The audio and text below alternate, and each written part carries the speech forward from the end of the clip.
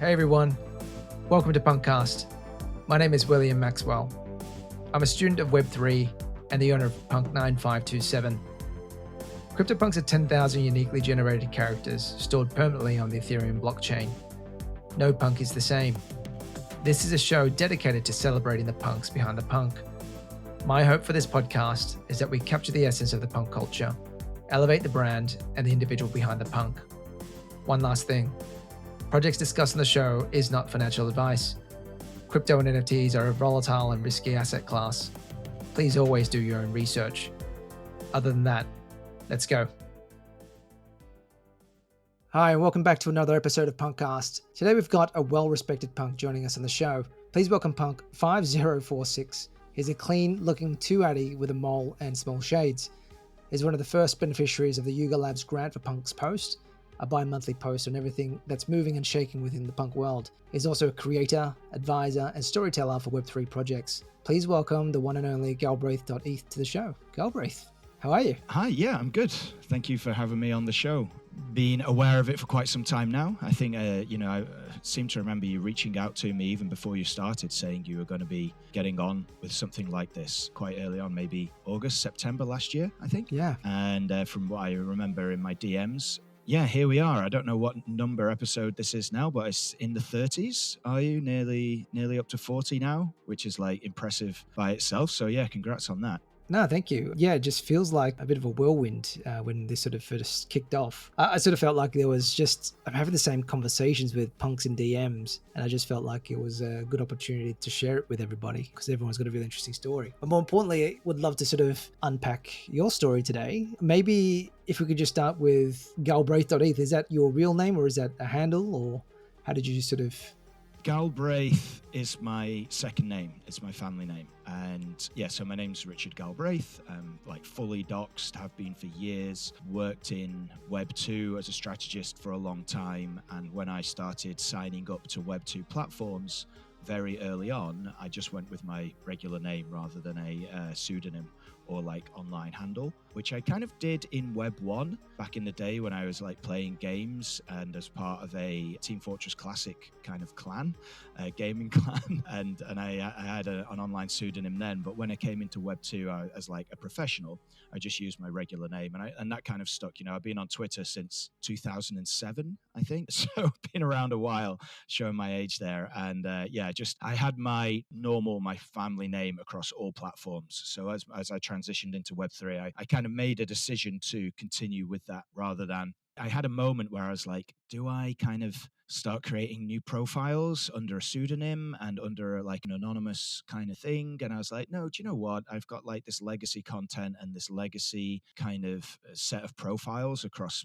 all major platforms. And if I can utilize those to help, increase my profile as a writer, then that seems like an easier way than starting afresh. So yeah, it's kind of a long story around that one, but yeah, it's my family name. It makes sense, right? If you've built up a lot of brand equity in the past and you've been around for a while, it sort of makes sense to maintain that going forward. You sort of mentioned that you were a strategist. Perhaps you can share a little bit about your background and how you found your way into sort of storytelling and the like. It goes way back, all the way back to being a kid. I always just like being the one telling the stories around campfires. And, if you have a sleepover with a couple of friends as a kid, you get the sleeping bags rolled out on the bedroom floor and the torch underneath the chin and all of that sort of stuff. And it's like telling stories. But I ended up doing journalism at uni. And I had a really good time with that and was like an aspiring music journalist / cultural commentator, wanted to be the next Hunter S. Thompson, as any good young journalist should do. And yeah, kind of from there went into... This was, again, showing my age now, I went to uni in 2002. So it's really a little bit before Web 2, and Web 1 was kind of reaching a sort of crescendo in terms of like what its capabilities were for publishing and article writing, online stuff.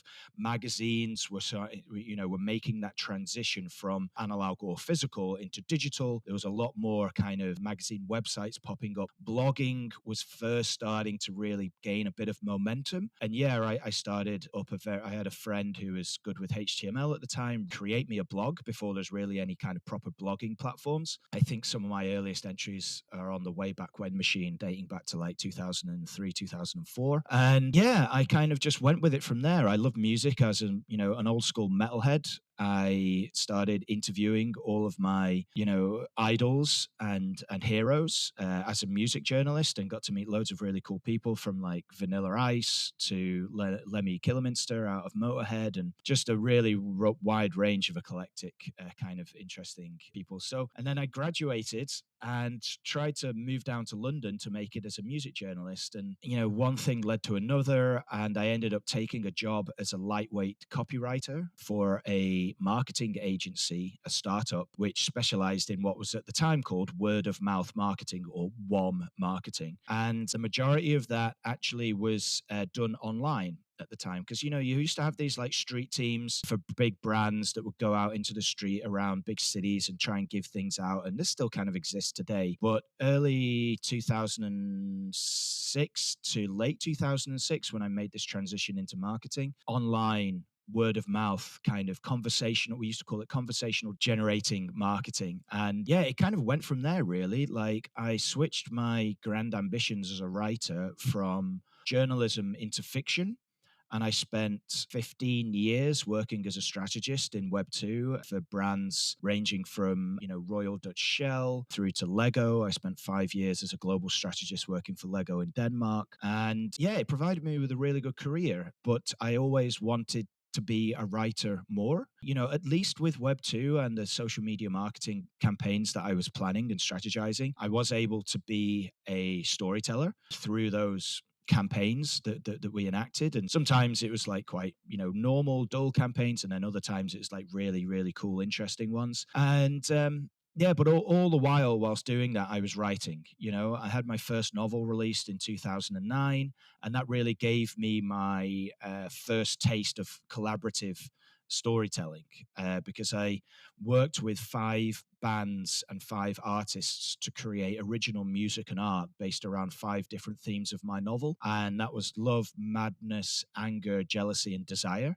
And I gave each band and each artist a 2,000-word extract based on one of these kind of human emotions. And they went away and created either a piece of art or a piece of music based on this 2,000-word extract. And then, yeah, we released my novel, a 90,000-word novel, 72-page art book, 5-track music album, had a 7-minute short film, had a 10-day interactive art, literature, and audio exhibition in central London, where you could go in and literally see the art on the walls and read the extract that inspired it. And there's these like little headsets that ran off MP3 players where you could listen to the music as well as looking at the art and reading the extract. Had a launch night for that where all the bands came and played and stuff. So that was like a really interesting time. And that was 2009, when Web 2 was kind of really finding its feet, and people were starting to take Web2 platforms more seriously. I remember working with some very early creators on YouTube, and they were some of the biggest in the UK, and they were getting like 10, 20,000 views on their videos, which at the time was colossal, but obviously now kind of pales in comparison. And it was way before, YouTube was fully monetized or anything like that, doing early influencer campaigns with these guys. So I was able to use my Web2 acumen and kind of interest and knowledge with my, want and lust to be a writer to kind of help combine these worlds a little bit and create this kind of multimedia, kind of crossover project, which then I received Arts Council funding for, which in the UK is like a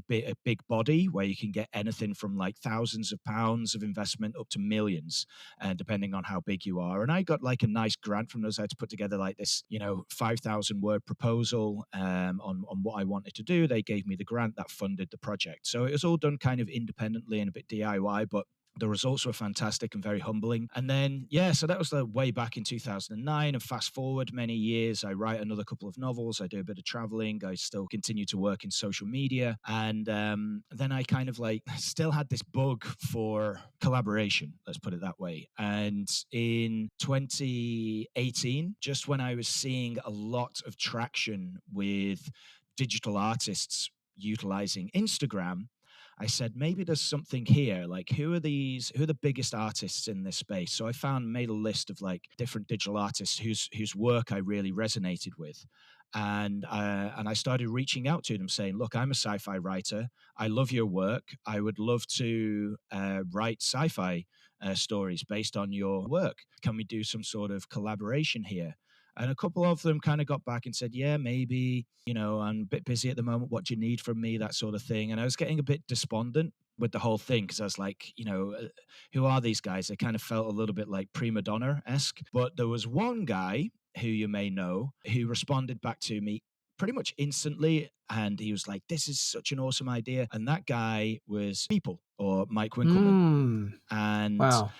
people responded to my messages like I said, pretty much straight away. And was like, dude, in his usual kind of vernacular, he's like, dude, this sounds fucking awesome, man. Like, let's go, let's fucking do this.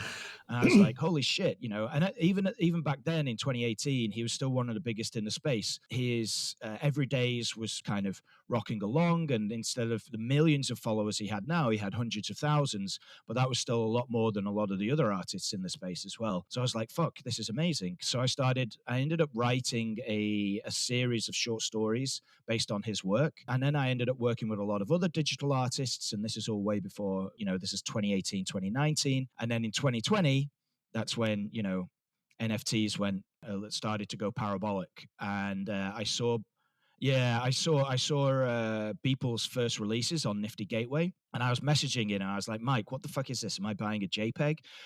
What does that mean? And he was like, wait until I fire off a bunch of stories. I'm going to explain it to everybody, and you should be able to get it. But this is the future. Get involved with this. I was like, okay, sounds good. I trust you. You're somebody that's helped me out with my writing career by just, simply allowing me to utilize your work in my stories. So let's see what happens here. And I bought my first NFT in 2020, like December 2020, where it was Beeple's second release on Nifty Gateway. And I was like, what am I doing spending $1,000 on a JPEG? But then, about 5 months later, I ended up spending $70,000 on my punk. So I was very much red pilled by that point. And it just, from that point on, from December 2020, my life just completely changed. And everything went completely mental, as you're probably well aware yourself, with the whole space blowing up, with Beeple's $69 million sale. Yeah, just everything story. went completely wild. And then I got the gig as a writer for the first Punks comic, and I was working with Beanie and G-Funk and G-Funker and the Pixel Vault crew. And then I started engaging with a lot of other kind of big names in the space, and it just kind of completely spiraled from there. And yeah, a year later, I was able to quit my job in social media and go full-time with Web3 as a writer and as a narrative designer and as a storyteller. And I've been doing that full-time for about 14 months now, 13 months. It was my 1 year at DGen anniversary at the end of February. So yeah, and that's where I am. So that's kind of, a bit of my story. Wow. That's such an amazing story. I had no idea, Galbraith. So maybe just to help everybody understand as well, could you just describe who Beeple is, just in case there's some listeners out there that's not familiar? Yeah, sure. I mean, like, I don't know who your listeners are, Maxwell, but if you're a punk and don't know who Beeple is, then I'd be very surprised. But if we've got people listening from outside of the space, then yeah, sure. And also, sometimes these things pass people by. But yeah, Beeple is perhaps one of the most renowned digital artists in the space, if not the most renowned. Somewhat infamous as well for the type of art that he produces. But I guess his story off the top of my head, and Mike might kind of correct me on this one, is that he's been a long time kind of producer of digital art. He ended up creating this project on Instagram, which actually dates back way before Instagram, where he was producing one piece of art per day, and he would post it on Instagram, and that picked up quite a bit of traction. He's a 3D render artist primarily, but he started out as like any other person does, just using crayons and paper. And he kind of went from there. He started to get a lot of traction on Instagram again, 2016, 2017, 2018, when Instagram started being utilized as a platform for digital artists, when they started expanding outside of places like DeviantArt or their own platforms and blogs. And yeah, he kind of got picked up by some interesting people, and then that helped facilitate the sale. Basically, he created a collage of, I think it was 13 years of his everydays. First 5,000 days. Yeah, 5,000 days. Yeah, exactly. So, and those 5,000 days were put into this one big collage. Then that was sold as an NFT via Christie's. And yeah, that obviously sold, well, not obviously, maybe not obviously to some, but that ended up selling for $69 million. A very nice meme number there. And then that basically was one of the primary catalysts for sending the NFT space into the stratosphere, basically. Prior to that, he'd done a few drops on Nifty Gateway. And like I said, I'd bought unfortunately, one of his pieces on Nifty Gateway, but I got it for $1,000. It was into the ether. Yeah, it was like really weird seeing that happen, because I was like, wait a minute, he's dropped, I think, 3 of these things called NFTs. I don't really get it. And he's selling them for $1,000 a time. And he seems to have just sold about 1,500 of these things in 4 minutes. And I'm like this on my phone going, he can't have just made $3 million or something crazy or whatever it was on those first early Nifty Gateway drops. He can't have just made that much money in 4 minutes. Like, what the hell is going on here? And that really, I'm like, my mind went, this is interesting, and maybe there's a way that I can utilize this space for storytelling and my own writing and my own skill set, which involves not only helping people out tell stories, but also very good at collaborating and producing collaborations. But people, yeah, he's a big artist in the space. Yeah, he's probably the biggest. Yeah. So you said you reached out to him to propose that you do some sort of writing for him. What did you end up producing with Beeple? So basically, it's still online today. I can share the link with you in case you got like a thing to share links with your listeners. But it's called Neon and Concrete. And basically, what I like doing when I'm writing is taking things that I love and writing stories about them. And so over the years, I've done all sorts of different projects where I utilize different passions of mine as inspiration. And in this case, the project was called Neon and Concrete. And half of the stories were neon stories, and they were like cyberpunk, sci-fi, outrun, synthwave, vaporwave-esque stories. And that was all based on Beeple's work.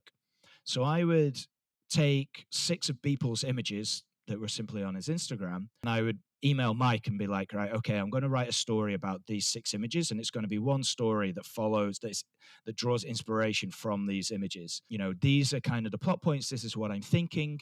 And he'd go, okay, that sounds awesome. Like, let me know when you're done. Here's my Dropbox, high-res images. Use whatever you want. Don't worry about it. So then, yeah, I would get the high-res images, and I construct a story or a narrative around these 6 images. To begin with, it was just 3, and then I started using 6 because I wanted them slightly longer format. I think the longest one that I wrote was 8,000 words, and the shortest one that I wrote was about 1,500 words.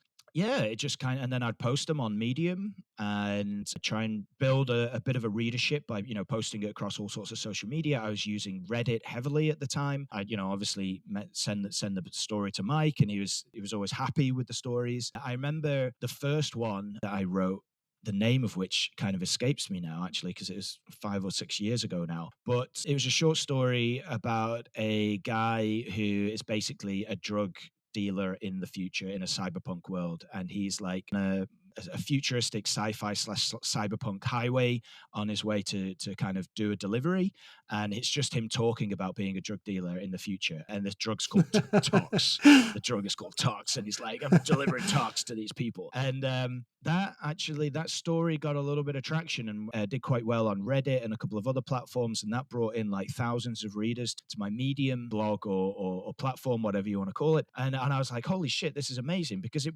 helped to have that visual element there for people from Beeple's work that some people recognize as his work, or even in those early days, and some people just enjoyed the kind of the sci-fi cyberpunk kind of work that he did back then. So yeah, that really helped me as a writer go, oh, like there's definitely something in this collaborative side of things. There's definitely something in working with digital artists. I love doing this. And is there a way to kind of monetize this, which eventually happened with Web3 and NFTs? That's such an amazing story. I've got it up here. I'll have to read it in my own time, but I'm just looking at the timestamp. It was 14th of March 2018. So you got to Beeple way ahead of everybody else. So what an amazing story. 5 years ago in 2 days. What a coincidence. And so what was going through your mind back then? Were you just experimenting, trying to figure out how to freelance monetize, just trying to pair up with? Yeah, it was mostly like I said. I kind of had this collaborative media bug from my novel, which was like I worked with traditional artists as well as a couple of digital ones. Even back then, that was 2009. And over the course of that time, over like the 7 or 8 years between then and starting that particular short story project, I got a lot more into writing short stories, and I did this series of short stories called Brutalist Stories, where I wrote 104 500-word stories based on brutalistic architecture over the course of 2 years. And running alongside that, I did another short story project called Outrun Stories, where I wrote short stories, 104 500-word short stories over the course of 2 years, inspired by Outrun and synthwave music, because that's another like favorite kind of genre of music and at that time, artists like Kavinsky and Power Glove and Perturbator had got a lot of attention, and it brought a lot of new musicians onto SoundCloud. And every day there's like massive kind of drops of vaporwave, synthwave, darkwave music. And I loved listening to this and going, okay, cool, I can write a story about this one. And a lot of those stories were like, neo-noir or cyberpunk sort of stories. And then a lot of the brutalist stories were more cerebral. And that kind of brings me back to the Neon and Concrete project, actually, because the Neon stories were based on Beeple's work, and then the Concrete projects were based on another digital artist called Ozzich's work. So he has sold some NFTs, and he got a little bit of traction in the space. Obviously not as big as Beeple, but then who has? And the Concrete stories were like cerebral, philosophical sci-fi, which is another kind of genre like that I love to write. And then the Neon stories were like the cyberpunk synthwave ones. So yeah, it was like a progression really, where I was always interested in collaborating with artists and musicians, always liked writing stories based off artwork and listening whilst listening to music. Music's very inspirational to me when I am writing and really in what I call the gray zone, where I'm like just focused, drilled into to telling stories, and nothing kind of else passes through my vision at that point other than the words and the visualizations of what I'm writing. And I just kind of carried on doing that because I loved doing it and I was reasonably good at it, which really, coming into the Web3 and NFT space, gave me a very particular skill set. One of which was obviously being a long-time writer, I could tell stories. But the other one, which has proved very useful to a lot of people, include not only myself, but collaborators that I've worked with, but also clients that I've worked with within the space, is being able to bring other people's ideas to life in a narrative format. A lot of people struggle with this and have ideas of how to tell stories, and stories are like, it's this thing where everybody, they're so pervasive and they're so intrinsic to the human condition that everybody believes that they can tell them, and everybody can tell them. I'm not denying that by any means, but creating a story and a narrative in a world for maybe a Web3 project or a novel or even a short story or even a piece of flash fiction, which can be 50 words or 100 words, is very different to going down the pub and telling your mate about something stupid that happened at work, or some girl that you found and got chatting to whilst you're at the library or something like this. Designing, and there's a reason why people get paid to do these things and why there's professionals out there, and I hope to consider that I am kind of pretty good at doing that now, and I'm one of those. So yeah, like doing all of this collaborative stuff really gave me this skill set of being able to help out artists, work with artists, have an idea of how to work well with people, because writing's a very solitary sort of art form, and there's a lot of writers out there who don't like working with other people. And I remember very early on in the space when I was part of this crypto writers Discord, and I was on a spaces with this lady called Callan Uemoto. I think that's her second name. She might shout at me because I've probably got that wrong. But she's part of a project called the Verse. She's an extremely talented writer and poet herself. I've been fortunate enough to know Callan through the space for quite some time now, getting on 2 years. She's amazing. And we were on a spaces together, and she said, "Oh, Galbraith, one of your superpowers is collaboration." And I was like, well, I'd never really thought about it that way before. I always thought collaborative, it's one of those things sometimes when you have a particular skill and you just think, oh, everybody's got that. That's nothing special. Because it seems so natural to you that it must be natural to everybody else. But then when Callan reminded me that, oh, actually, she said, I don't like collaborating. It's hard for me. And a couple of other people on the spaces were like, yeah, I don't know how you do it. And I was like, oh, right. Okay, so this is something different that I can do that other people don't necessarily have.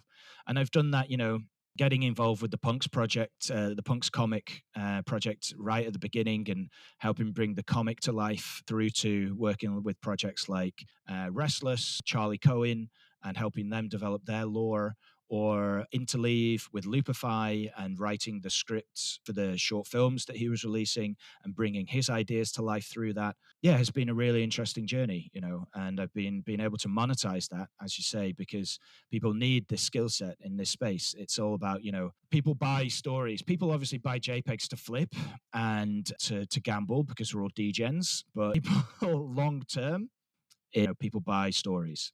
100%. They need a narrative to justify any of their conviction. Punk's comic was a really interesting project back then, and I know it's super complex, but would you mind just sharing with everybody high level what Punk's comic is and how you got involved with that? Because that was, if I remember correctly, that was led by another prominent punk at the time, Beanie Maxi, right? Yeah, it was. Yeah, it was a really interesting time. I mean, so I couldn't possibly even begin to give anybody the overview of it now, because, like you say, it did get quite complex, and I haven't worked with the team since that first comic, basically June, July 2021, I think that was when I kind of left the project to go on and to kind of pursue my own stuff. But in the beginning, basically, Beanie Maxi, who is like somewhat of a controversial figure in the space for some time, made a kind of a shout out into the space, just saying, I need a writer for a project. And do I know any? Literally on a tweet. And I happened to see it, and I DM'd him. We both followed each other at the time, and I said, "Yeah, look, this is what I do. What do you need?" And he said, "Well, we're doing a comic.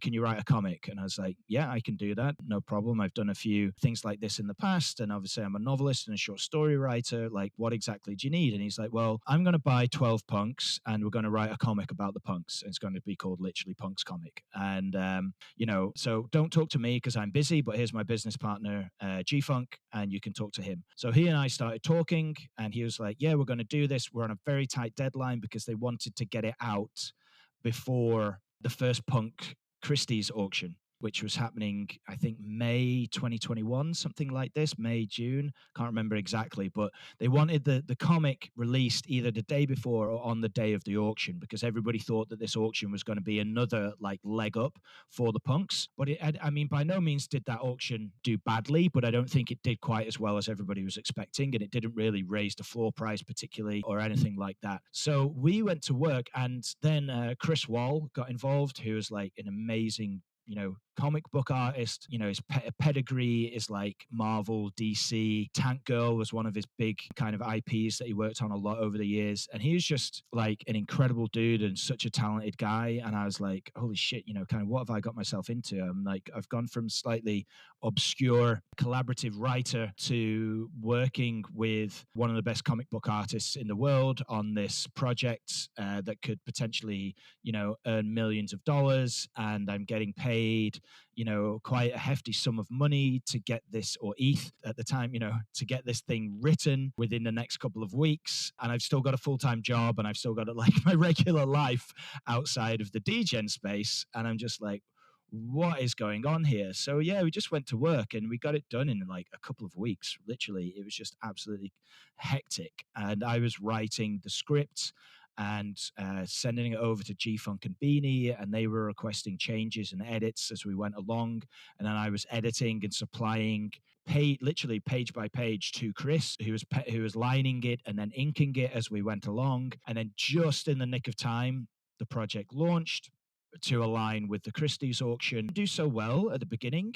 Gas was insanely high. I remember that day. It was before, but we are now Proof of Stake. And yeah, it was way before that. And it was like, people were minting things at ridiculous cost back then. It was just such a degen sort of space. It was like, oh, I can mint something for, hundreds of dollars. Just a gas was costing hundreds of dollars, and people didn't care because it was like, okay, the streets are paved with gold around here. It was like, there will be blood, like gushers of oil just firing up out of the ground. It was absolutely insane. So but the comic, it was a 10,000, it wasn't a PFP project, it was a comic book. I don't think people quite got it to begin with, but there was 10,000 of them available, and I think on mint day maybe 2 or 3,000 sold, and everyone was a bit like, oh shit, panic stations, what do we do now? Very stressful time for G-Funk and Beanie. But then obviously the project got a lot of traction, eventually sold out, and went on to be what it is today, which is essentially a very successful franchise and one of the bigger success stories in the space. I think they did very well. It got very complicated. I think a lot of people were like, what does the Planet DAOs and things like that? I don't know. I kind of, like I said, stopped working with them back in June, July 21. But yeah, they've had a great success story. But it really gave me kind of like a leg up in the space as a semi kind of prominent kind of writer figure, which back then there wasn't a lot of at all. I think I was really the only writer in the space that was getting any traction whatsoever back then. There was a few people that I noticed back then who were coming from like traditional publishing and traditional writing and going, oh, I've had 5 novels released and I've best selling in a, New York Times, blah, blah, blah. And degens just didn't give a shit about that. They were like, I don't care like how many books you've sold on Amazon. I just want to know, am I going to be able to flip your NFT for megabucks? And so, luckily, because of my entrance into Web3 via Web2 and via digital artists and collaboration rather than traditional kind of publishing, I was able to gain a bit of traction in the space for myself and my own projects. But yeah, that's kind of that's a bit on that. That's a crazy story. You remind me of that period. It was super crazy. I think I had a full-time job at that time as well, but I wasn't sleeping. There was mints every day. Everything was minting out. It was insane. And Punk's comic was an interesting one. You're right. It was a really slow burn, but then they had this thing with like, you can either burn it or keep it. And if you keep it, you get the physical. But if you burn it, you get access to a punk DAO, which has got a treasury full of punks in it. And the floor price is absolutely ripped. And you also got meta heroes on the back of that as well. I think you got a meta heroes mint pass, which is 2 or 3 ETH, 5 ETH, just from that one particular drop. So it was nuts. And Beanie and G-Funk were very good at game theory, and that facilitated. They were way ahead of their time in a lot of regards. Even though it's like 2 years ago or less, they really were able to introduce a lot of really interesting kind of burn and mint kind of dynamics, which hadn't really been done so much via other projects before. And this is what kind of got them, I think, quite a bit of traction, because it was like, okay, if I do this, then I can do that, and blah blah blah. And then you get sucked in or hooked into the ecosystem, and once you're in there, you kind of there for life. So yeah, it was really really interesting time. what was your sort of take on Beanie? I know he's a bit of a controversial character, but you got to sort of work with him a little bit. Yeah, I mean, like, I'm no kind of kiss and tell sort of guy, and there was certainly some kind of behind the scenes conversations which happened, which I wouldn't care to share publicly, but not because anything bad had happened, but just because those guys put their trust in me and I put my trust in them as well. But yeah, I mean, like I said, I kind of stepped away from the project after the first mint and went on to kind of do my own thing. I wanted to concentrate on my own projects and my own writing, because I really felt that was like a time and a place where I was able to do that for the first time, really, and build up a bit of my own traction with, like, because I had this idea for punk. That's when the idea for punk fiction came out, and writing one-of-one stories based on my own punk and other famous Cryptopunks. And then I still had this project called Tales from the Glitch, which I haven't minted on for a while, but I was doing a lot of collaborations with that and really wanted to push that and a bunch of other ideas. But yeah, like then so I'd stepped back by the time Beanie kind of started getting really controversial and slightly was somewhat ostracized from the space. I don't know if he's even still around really. I think he kind of doesn't tweet much anymore, but he went on to do like, quite a few really interesting things. Wolf Game was obviously a very interesting project of his, which went on to be very successful, and a bunch of other stuff. So it was one of those things where it's a bit like he's clearly a smart guy, and is producing some really interesting stuff. But he was very, what's the word that I'm looking for? Kind of divisive. So you either really loved him or really hated him. And it was like, he made a lot of people a lot of money, but he also lost a lot of people a lot of money. And there was no middle ground with Beanie. It was like there's a lot of people who just fucking hated his guts, but then there's a lot of people who were like, well, he's amazing. Like, look at all this cool stuff that he's doing. So yeah, but it got a bit too spicy for me. And I was just like, I'm just a writer. I'm just here to write sci-fi. So yeah, I'm kind of going to step back a little bit from this and let you guys do what you feel you need to do. Yeah, no, he's but the one thing, he was a punk at the time. He was a noticeable punk, with the iconic multicolored beanie in the space, and I just remember that point in time. As much as everybody might hate him, he kind of made the space fun, right? So him and Art Chick, I mean, everybody was just hanging off every single word and every single tweet that they made back then, and I personally sort of enjoyed it. Yeah, it was a bit like a soap opera. There was some days where you woke up and just saw what had been going on overnight, and it was literally like catching up on your favorite kind of TV show. It was like, except it was like an interactive. Everybody's like, you can actually talk with these people. It was like you say, we weren't sleeping. The old gushers were kind of exploding out of the ground left, right, and center. Rugs were happening on the daily basis, but then also people were making millions on a daily basis as well. It's just one of those moments in time that we probably won't get ever again. I mean, they'll obviously, the cycle will spin and there'll be another bull run, but it'll be different from that moment. And I kind of just look back on it with some very fond memories. But then also there was moments where which were pretty terrifying. I remember there was a bit of controversy because speaking of Artchick was anonymous, and then Beanie came along and made a bunch of tweets about being Artchick and saying, do you remember this? I do. Yeah, I do. and like Beanie was just like blatantly lying and just saying, I'm Artchick and we have a team of people being that profile. And Artchick lost her mind. And I woke up to this in the morning, and obviously I'd worked with Beanie on the Punks comic, but I didn't, I'd only been on a few phone calls with him, and I didn't know, he was still anonymous to me. I didn't know who he was or where he was. I'd only heard his voice. So I was like, oh, holy shit. So I tweeted, oh, I just woke up and guess what? Like Beanie's Artchick and Artchick's Beanie and blah, blah, blah. That's interesting. And then that tweet ended up getting a little bit of traction and had a couple of hundred likes and a few retweets and things like this. Then I've got like people coming into my DMs going, what the fuck are you doing? You know that Beanie's not Artchick and stuff like this. And I'm going, look, he just tweeted this.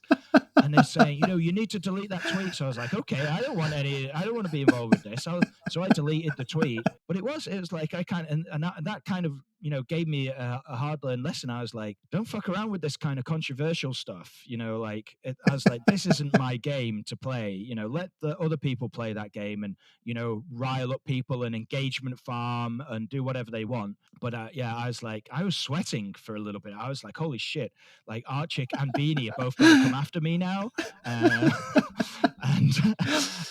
So yeah, I had a few people then reaching out to me going, why did you say that? I was like, well, like I actually thought, because like, look, if you look at the tweets from back then, it's like very obvious that he was just kind of going out. So in some ways it seems jokey, but in other ways it could be like seem completely legit.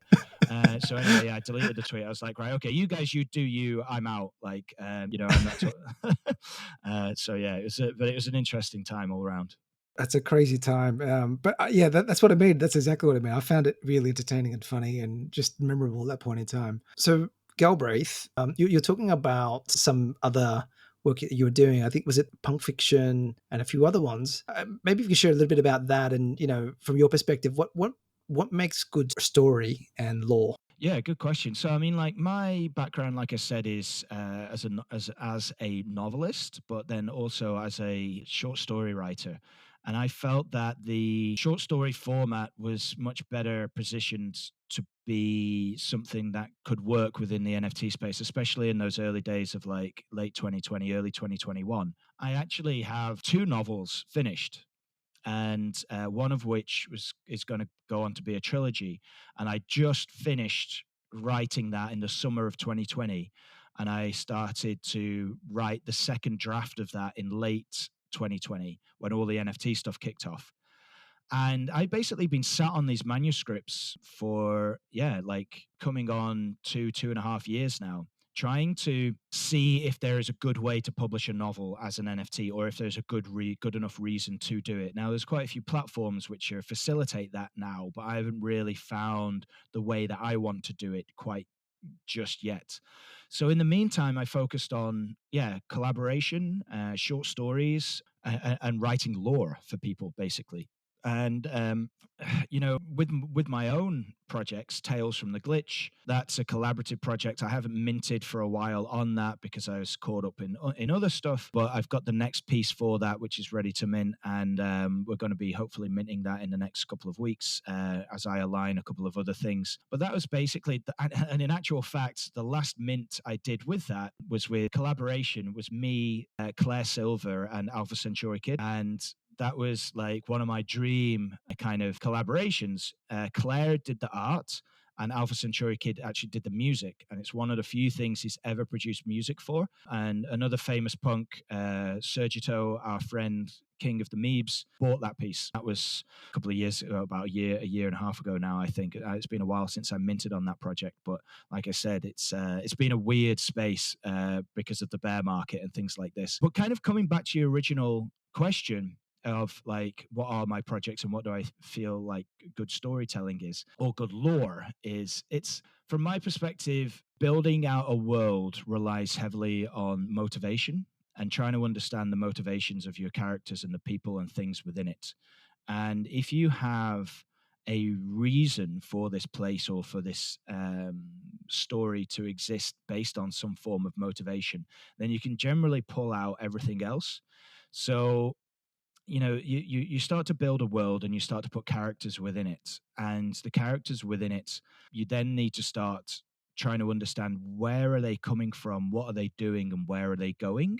And then once you start to pick apart or build those ideas, you start to throw them in all sorts of nefarious and fucked up situations.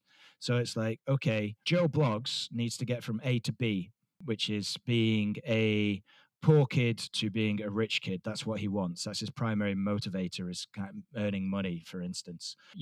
But along the way, the story arc, I'm going to throw him into some sort of shitty situation, and he's going to be doing well to begin with, but bang, conflict, something bad's going to happen to him, and he's going to have to dig his way back out of that. And you can put somebody in the story arc, it's very, the recipe I worked out over the years is everywhere, and it's not super difficult. And there's no real magic behind it other than practice and doing a lot of writing. But if you stick to generally introduction, conflict, resolution, then you can build out off of that really interesting things. And sometimes you can come at it laterally and do weird and wonderful kind of things with it. But most of the time, it's like, if it ain't broke, don't fix it. And most stories have this arc of these three major points. And so good storytelling involves good characters with good motivations or interesting motivations, and a lot of interesting conflict, and also reasons for that conflict to exist.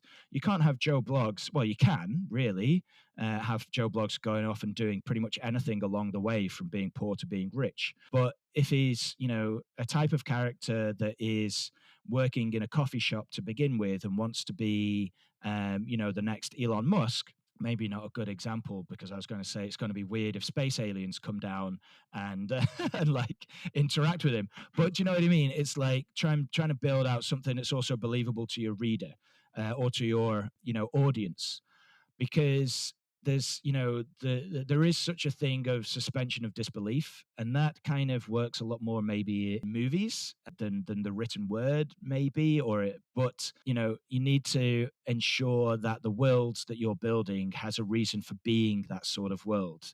And if it's a romance novel, it's going to be weird if three-headed aliens kind of just appear and set off the romantic protagonist on a different course when he or she or they are trying to get towards their romantic ending.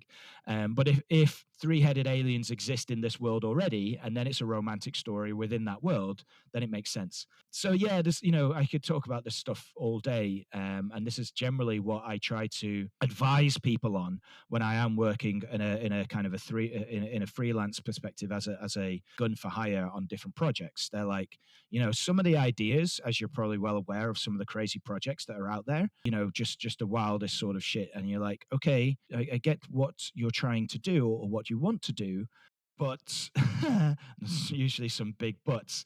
But if you want your audience to engage with this, try and make it a little bit more traditional in a way if you can, or try and at least make sure that it follows some sort of structure. Because if and when your project does take off, it's very, very hard to like retrofit lore and storytelling, because it can be done, but it can be quite difficult sometimes. Because one of the things that I hate as a novelist and as an avid reader and as an avid writer is plot holes. And you see a lot of massive gaping colossal gargantuan holes in the lore of a lot of projects because they hadn't really thought it through, because they're in such a rush to just mint. But these days, because we're in the bear market, because the bull run is over, people are spending a lot more time building than rushing. And that makes the kind of the quality of the projects and the lore and the stories and the worlds that are being released a lot better, I feel. No, thanks for sharing that, Galbraith. I think I was always curious about that in terms of having a bit of a structure behind it, because I sort of feel a lot of projects are out there, they're not really being strategic around or spending or investing time in their lore. I mean, they'll build NFTs and create good artwork, but I don't think there's a lot of thought that goes into creating that lore, which effectively is community building and the like as well, right? So super critical component of NFT projects and artwork, basically. Yeah, no, super fascinating. And and you're right, we probably could speak all day on this. I'm sort of immersed in all the things that you're sort of saying, but might be good if we can get on to the core of the show, which is really around your CryptoPunk journey.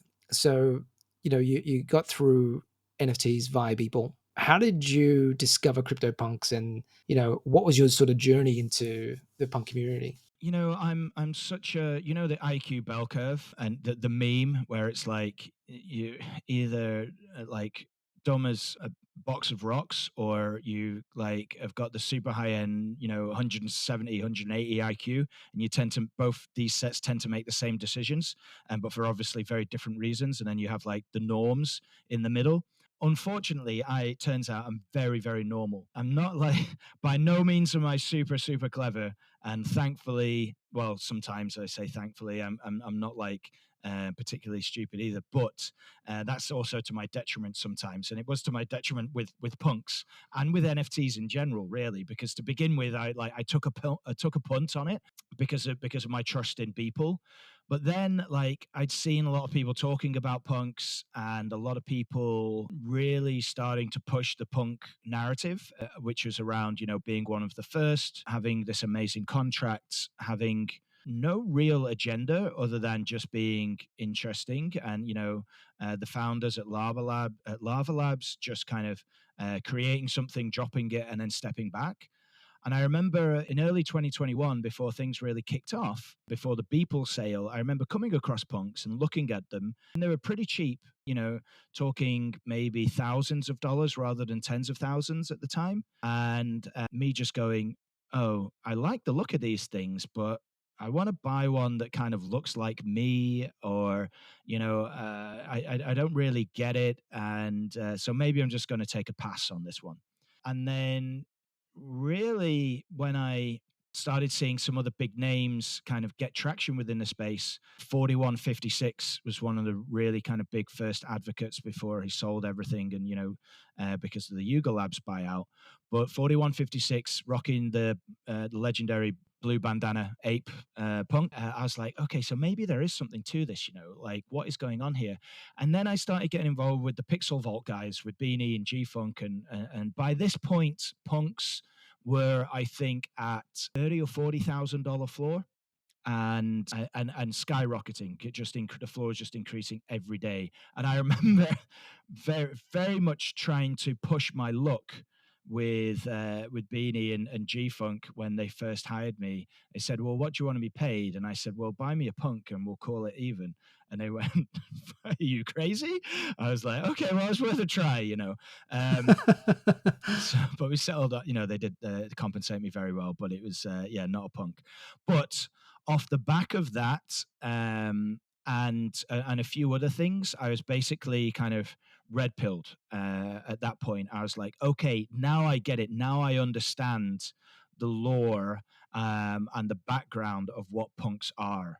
And I felt at the time, being involved with Punk's comic, I can't be the writer for this comic without having one myself. And I feel like this is going to be, if I'm going to do anything, if I'm ever going to be a degen, if I'm ever going to take a big risk, then it's got to be on this. Basically, this is the thing that I'm going to do it for. And I'm a pretty kind of working class kind of guy from very humble beginnings. Never really had much money to my name, but never really starved. But yeah, like I sold my Beeple. I had some very early Mad Dog Jones pieces on Nifty Gateway. I had some Fuck Vendor and a couple of other people. I pretty much sold almost my entire collection on Nifty Gateway, which I got in very early on because it was like late 2020, early 2021 drops. Was able to make a nice chunk of change from that. Plus, was able to get together, basically my entire payment for the Punks comic. And I was like, right, I'm gonna ape in. I'm gonna degen in and buy my punk. Beanie and G-Funk both gave me a little bit of advice on what to get.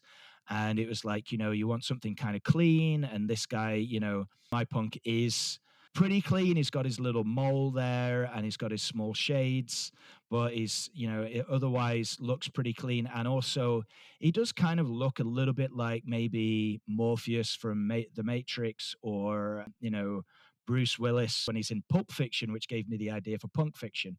So I was like, okay, I could potentially use this sort of guy. He wasn't a floor punk, but he wasn't like super expensive. I think it was, if I remember correctly, 23 ETH at the time was $70,000, something like this. So it was like, before I bought my apartment, like by far and away the most expensive thing that I'd ever bought. And it was like, this pixelated JPEG, and I was just like, what am I doing?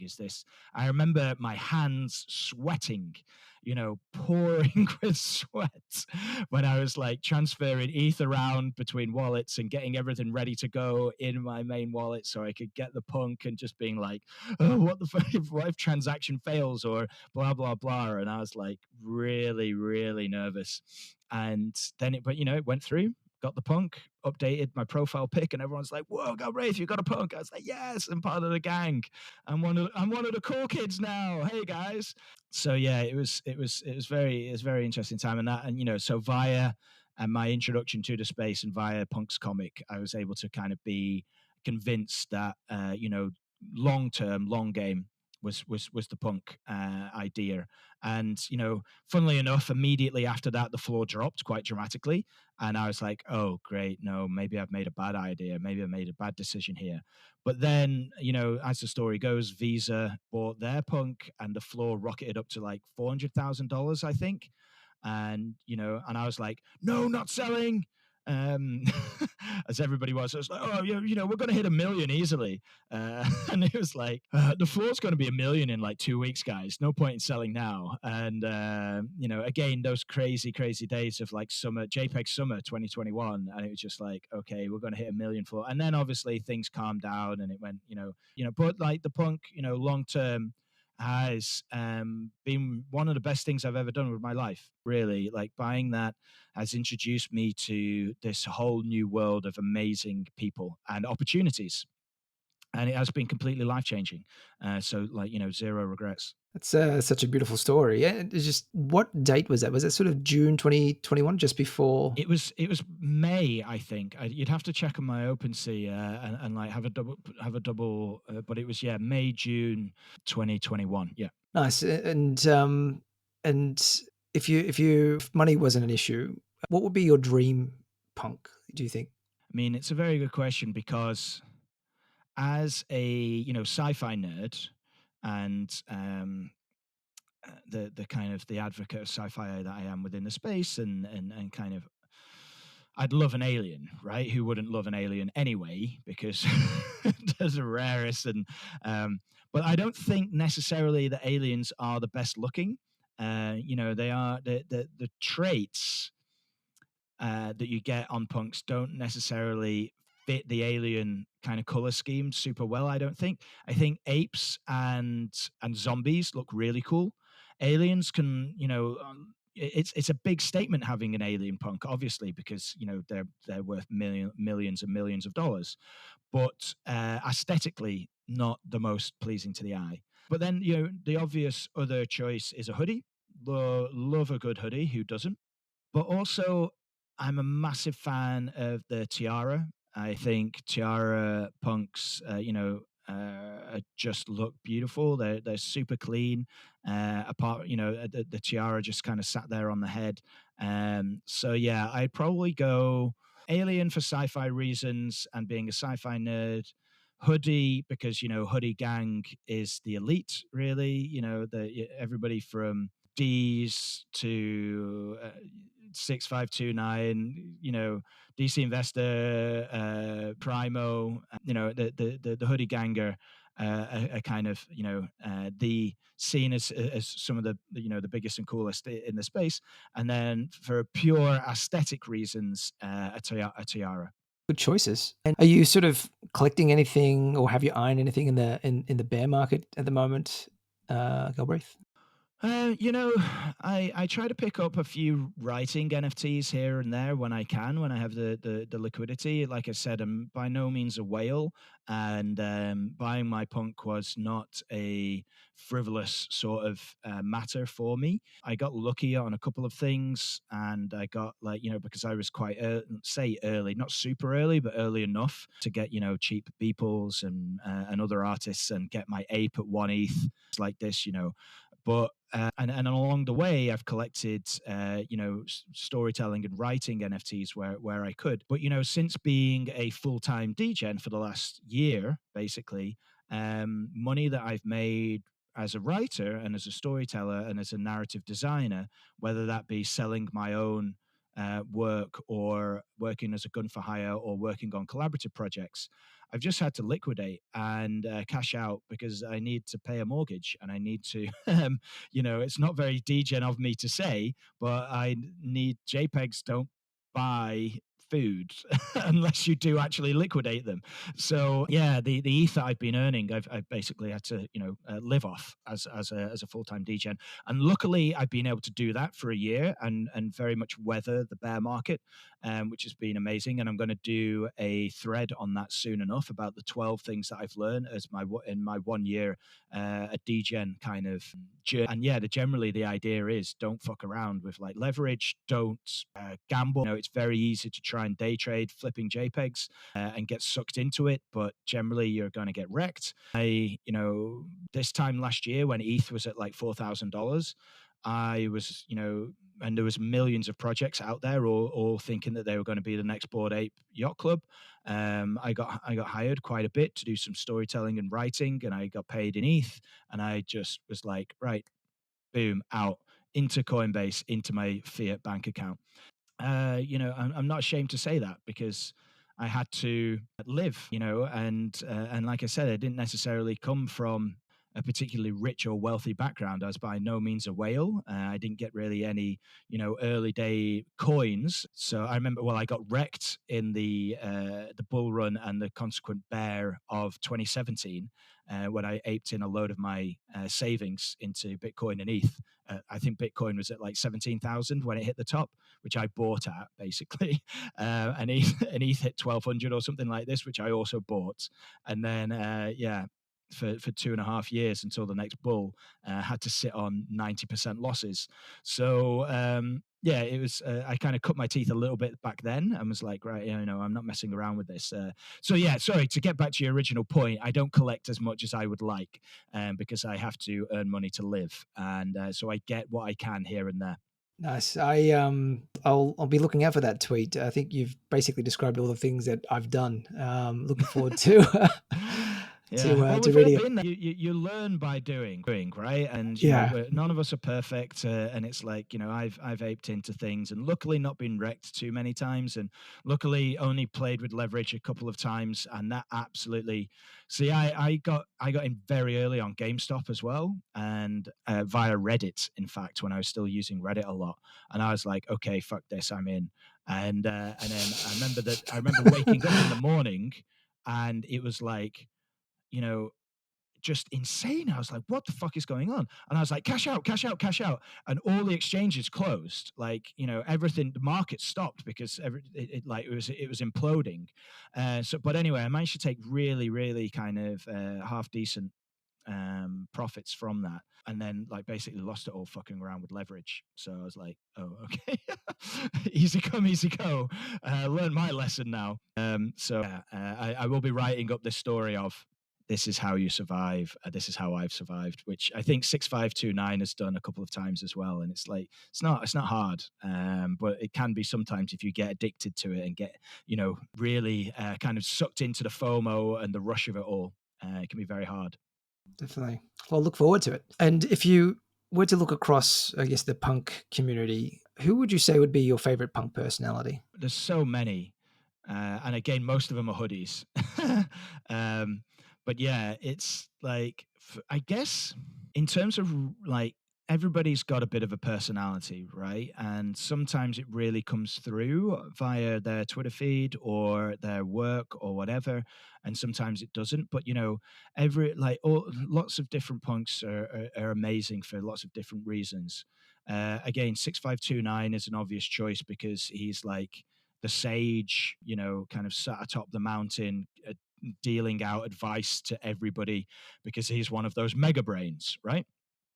That has got like the 300 IQ or whatever, whatever you want to call it. And then you got people like D's, who's obviously another, hoodie punk, but is a bit more of a degen and, smokes a lot of weed by the looks of things, and kind of does a lot of amazing podcasts and just likes talking to people and being like a nice dude within the space and dealing out advice where he can. Then, you have like slightly more controversial characters like Art Chick or back in the day Beanie. Primo is another amazing person in that they are there kind of just as a nice, wholesome account, really. They collect a lot of art, they avoid controversy, and they just do some really awesome things within the space. I know that, like, some artist punks, for instance, like Claire Silver, again, is amazing. Not only an incredibly talented artist, but also just a really beautiful human being and person. I've been fortunate enough to not only collaborate with her, but also meet her in real life. And yeah, she's just amazing. Drifter Shoots as well, like another super talented artist. I got to meet him in London a couple of years ago. Really, really sound and awesome sort of guy. Very interesting story. G Money is a good lad as well. Kazomo Di Medici. Just, the list is endless. There's just so many awesome punks out there. And I got to meet a load of them again at NFT Paris. And because of the PunkCast and this project that I have with Yuga Labs, I'm able to kind of like engage with these people like on a day-to-day sort of basis, and you just see the sorts of things that people are doing. It's just incredible. So yeah, I couldn't name a single like favorite personality. I've just got a lot of friends in the space who are punks, and I've been fortunate enough to really kind of make a bit of a community, be part of this community with them. Such an amazing community when you sort of speak to those names. It's so broad and diverse in terms of experience, skill sets, and I'd probably sort of it's almost like they're I'd probably sort of say they're leaders in their relevant sort of industries when it comes to sort of Web3, right? So it's pretty special to be part of that. Maybe if you could share a little bit about Punk's post. I think we didn't get to really delve into that, but So yeah, it's basically we got approached by Noah. If people don't know who Noah is, Noah Davis is ex Christie's. He kind of comes from a bit of a trad background, but is basically full on degen himself.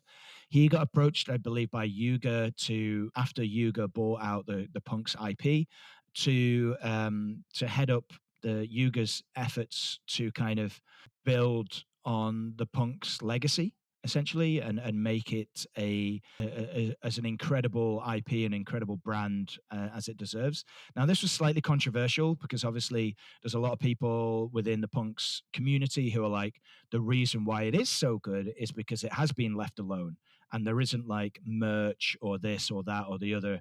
The Lava Labs guys, as I mentioned earlier, created this and stepped away and have just let it be its own thing and build its own thing for so many years. And that's why we are where we are today. And I, believe in that to a degree.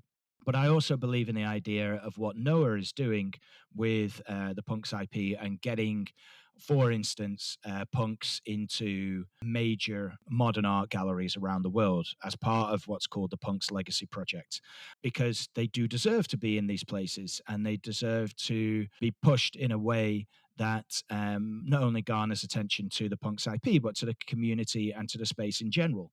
It's like be leaders within the space, and punks are for certain leaders within the space. So yeah, like Noah approached myself and Lorepunk. Would you like to do this Punk's Post project where basically we do a bi-weekly or monthly newsletter pulling together all of the cool and interesting stories from the space that punks and other people can look at and engage with and just see how amazing the community is. And we were like, yeah, great. My background's in journalism, like I said earlier on, and we're both myself and Lawpunk heavily embedded in the space as writers and are recognized as writers within the space. So it seemed an obvious fit. So we launched late last year, fortunately, because of some, I think, personal reasons. Lawpunk had to step back from the project, so I kind of have taken it on by myself at the moment, and we had a little bit of a break with what we were doing because we just kind of wanted to reassess where we were at with it and what we wanted to do with it. And and also, like, again, personal reasons on my behalf, my father got super sick in January and I just like had to down tools completely, but thankfully he's better now. And we just released the 6th edition of Punk's Post. That's on the Punk's Post Twitter, and it sits primarily in Discord, where you can, in the Punks Cryptopunks Discord, where you can go in and essentially it's just like, I spend quite a bit of time throughout the month just keeping up with what's going on in the punks world, and it's for punks, about punks, and it just shows off to everybody what the amazing things that we're doing. But then also the latest edition, we've launched a mirror. So mirror.xyz is a Web3 kind of native publishing platform that facilitates the collection of articles as NFTs and also the publication of articles as NFTs. So we thought that's a good platform to write more of a long form sort of newsletter on. And then, so yeah, we released the latest one of that, or the first one of that, with the latest kind of drop, and yeah, that's been very, very warmly received as well. And we covered things like, again, the Punk's Legacy Project, and the punk being put in the Pompidou, NFT Paris, and the Punk's brunch there, the Tiffany, Punk's medallions being released and getting out into the wild, just different stuff like that, which was really nice to write actually. A lot of fun. So yeah, it's kind of the Yuga grant funded project to bring together the punks community with news about punks, basically. Oh, nice. Yeah, it's really helpful for me just to catch up because there's just so much stuff going on globally. So it's nice to sort of read that from time to time. Just out of curiosity as well. I mean, like with the curation of stories, does Yuga have any say on what you publish at all, or are you free to? No, not really. They're very good about that. They're like, this is a grant. You are not a Yuga employee. So I'm kind of pretty much left to my own devices with it. I do get a bit of support from the team, and I have like a call with Noah and a few other members of the Yuga team every couple of weeks, and we just check in. And it's like, okay, have you seen any cool stuff that's been happening? And sometimes give me a little bit of a heads up on certain cool things that are going to be happening. I'm under NDA with certain things, and it's like, okay, well, this is going to be happening, so we'll give you a quote, or we'll do this or we'll do that. And I'm like, okay, that's awesome. So I do get support from them, and otherwise they're just like, this is your baby, you kind of run with it, so which is quite nice, really. So what can you tell us that's not under NDA? You mentioned the Punk's Legacy project. Could you just maybe perhaps expand on what the scope is included in that? So that is a really good one. That's like, one of the ones which Noah is pushing really hard. And basically, it's the idea of getting Cryptopunks into modern art galleries around the world. And not just any kind of modern art gallery, but some of the biggest names in the modern art world. It's, in a way, it's a funny one because, like, it's the idea of preserving that punk's legacy, obviously, by having them in these modern art galleries. But then, other people would argue that the legacy is preserved via the contract, and not necessarily the art. I've seen lots of discussion happening in the Discord and on Telegram and various other channels, Twitter, that people say that the beauty of punks is the art, but primarily the contract, which I find very interesting as well. So it's going to be interesting to see, in the future, if a modern art gallery has a smart contract as an exhibition. That would be a cool one, I feel. But at the moment, it's the artwork which is kind of getting placed in these modern art galleries, and there is a push for that, which Noah is kind of leading, which I think is a really cool thing.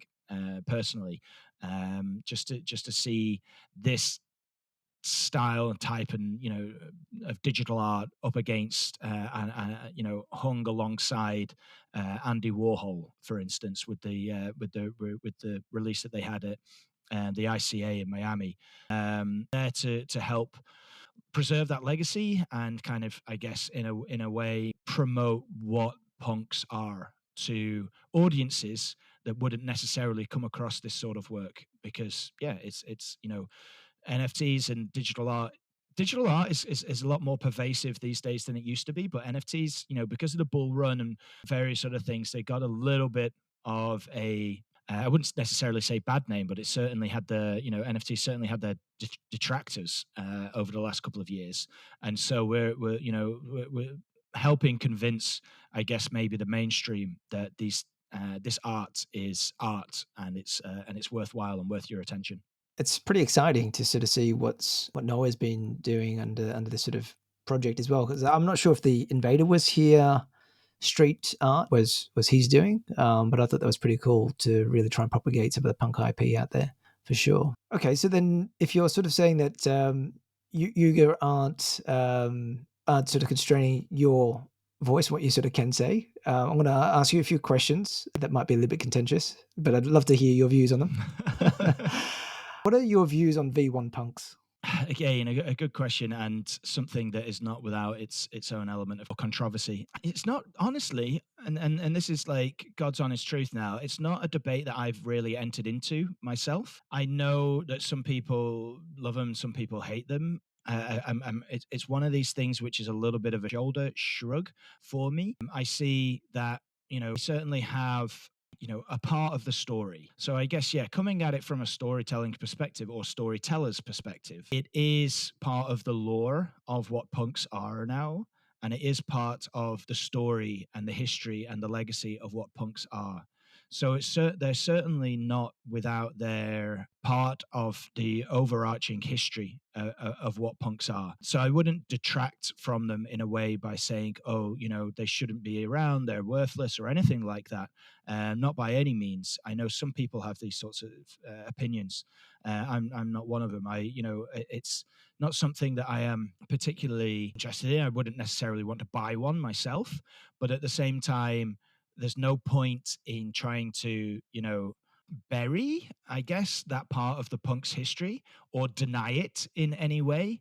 It's like it's there and it's not going away. So can we not all get along? Like, what's the, wider controversy there? But, I guess I can see both sides of the argument, really. But for me, I remain pretty impartial on that one, really. It's like it's part of the history, it's not going anywhere. So what's the big fuss? What about BTC punks or ordinals?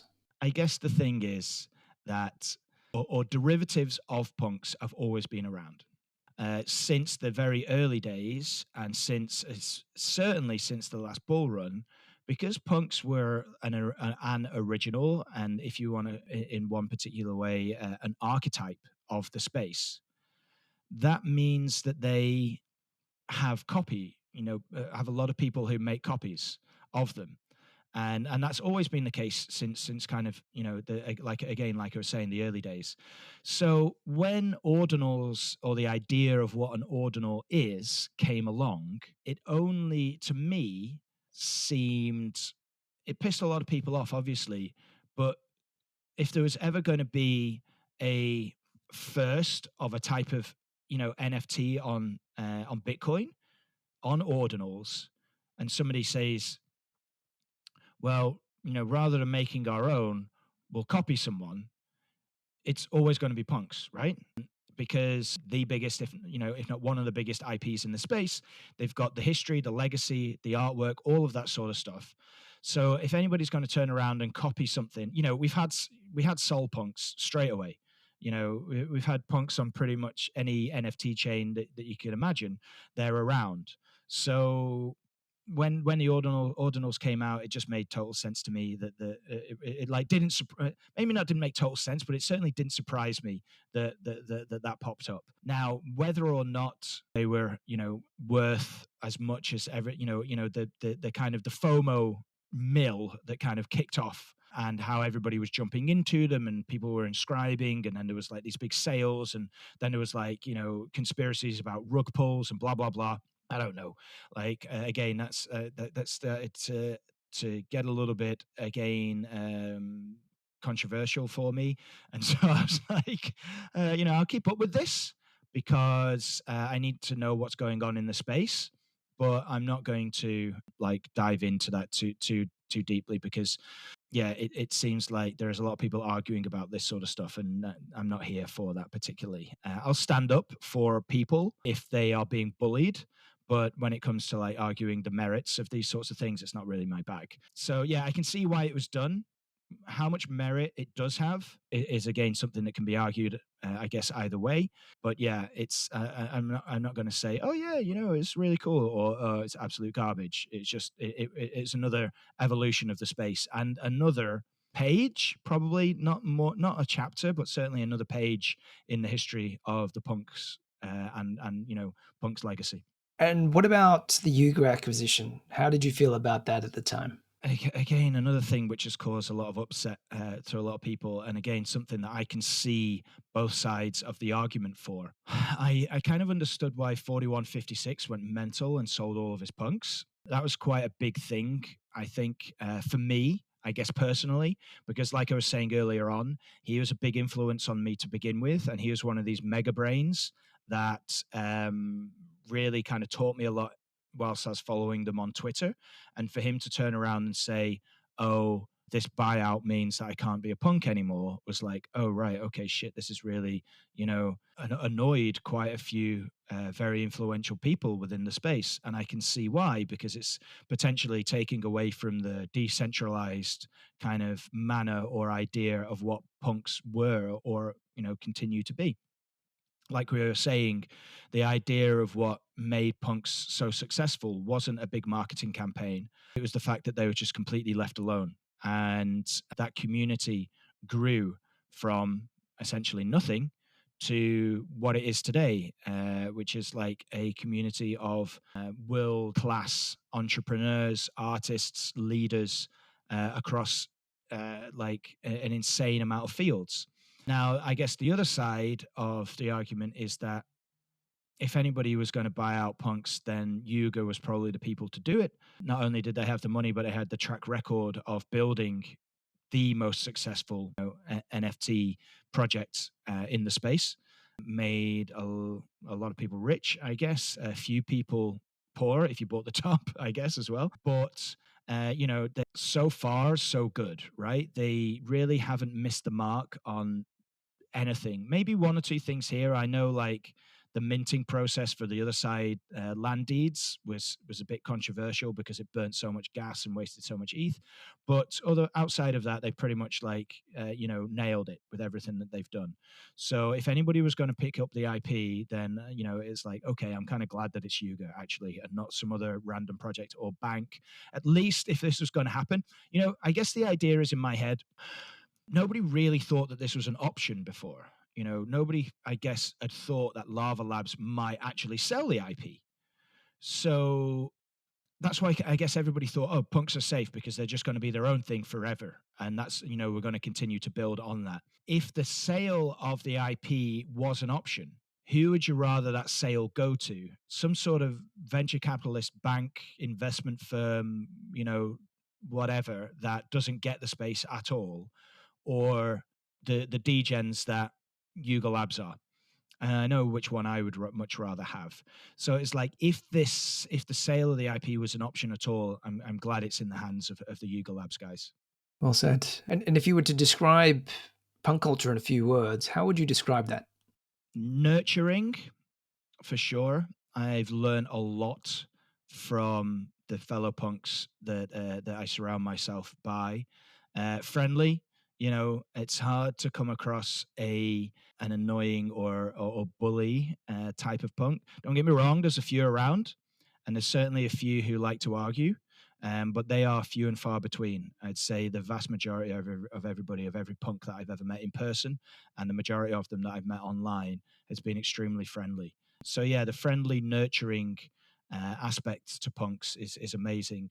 And then also, yeah, just like clever, like super smart people that are not only super smart, but they're willing to share their alpha or their knowledge or whatever you want to call it with other punks and with other people in general. There's a reason why 6529's threads get, reach in the hundreds of thousands, if not millions of impressions, because it's very clever and they share some really interesting stuff.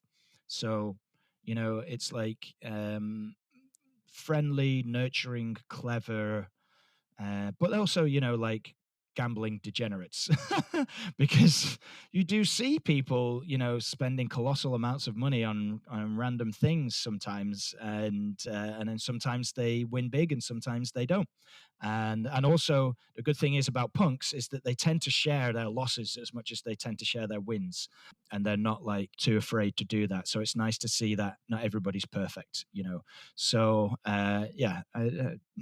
that's probably where it punks in a nutshell to me. Nice. And if you could pass on a message to the next owner of your punk, what would you like to say to them? Hashtag forever punk, hashtag never selling. What would I say to them?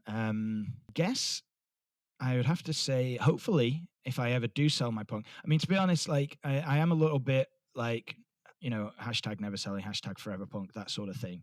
But also at the same time, I'm a little bit like, well, it would be nice to be able to retire on my punk in 10 or 15 years. It's not that I'm putting all my eggs in one basket, but I've heard a few people say that their punk is their retirement fund. So we'll see how that one goes. But if, say, for instance, that does happen and I turn 40 in August, so say I get to retire at the retirement age of the UK, which is 65. So in 25 years, I sell my punk, right? Whatever it's worth in 25 years' time. I would have hoped very much by that point to have built quite a decent IP around my punk, or brand around my punk. I've already started the very early beginnings of that with Punk Fiction. And I have released 4 episodes of Punk Fiction so far, and I'm continuing to build on that this year. The last mint for Punk Fiction actually was around this time last year, and it was around, it featured my punk with Cosimo de Medici's Zombie, and it told a story of brotherhood in the cyberpunk future, where Cosimo's punk has kind of overreached his grasp, and his brother, my punk, comes to kill him. And but then they have a conversation and end up, going, okay, we're brothers, let's not do this, we will figure out our future together rather than battling.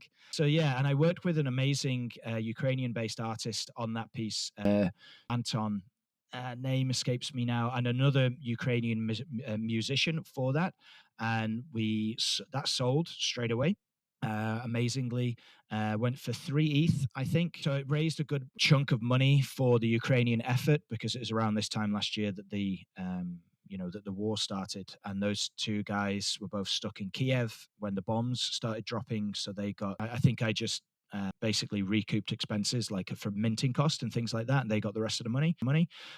And that was really nice to do. Now, I've been working on trying to find a collaborator for the next episode of Punk Fiction for a while, and the featured punk is going to be 6529 with my punk. And I think I do have an incredible artist that wants to work with me on that, but it's been a little bit delayed, again, because the bear market and various other things. So I'm going to be writing that story in the coming weeks.